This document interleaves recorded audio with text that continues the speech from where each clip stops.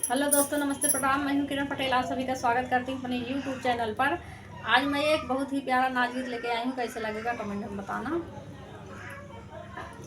का कैला राजा अंग्रेजिया तू पढ़ी के, का कैला राजा अंग्रेजिया तू पढ़ी के। बागा बिकाई गए बगैचा बिकाई गए, बागा बिकाई गए बगैचा बिकाई गए।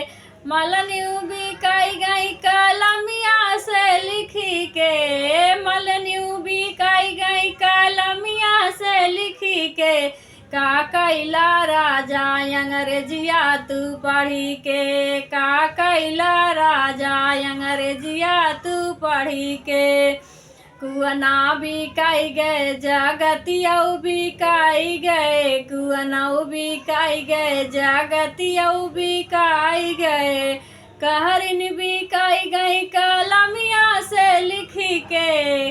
का कैला राजा अंग्रेजिया तू पढ़ी के, का कैला राजा अंग्रेजिया तू पढ़ी के। महला बिकाई गए दो महला बिकाई गए, महला बिकाई गए दो महला बिकाई गए। रनियऊ बिकाई गई कलमिया से लिखी के, रनियऊ बिकाई गई कलमिया से लिखी के। का कैला राजा अंग्रेजिया तू पढ़ी के, का कैला राजा अंग्रेजिया तू पढ़ी के। तालाऊ बिकाई गए तालाइयऊ बिकाई गए, तालाऊ बिकाई गए तालाइयऊ बिकाई गए। धोबैन बिकाई गई कलमिया से लिखी के, धोबैन बिकाई गई कलमिया से लिखी के। का कैला राजा अंग्रेजिया तू पढ़ी के, का कैला राजा अंग्रेजिया तू पढ़ी के।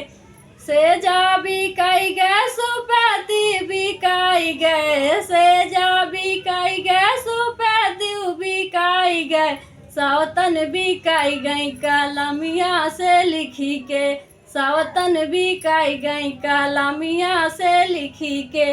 का कैला राजा अंग्रेजिया तू पढ़ी के, का कैला राजा अंग्रेजिया तू पढ़ी के।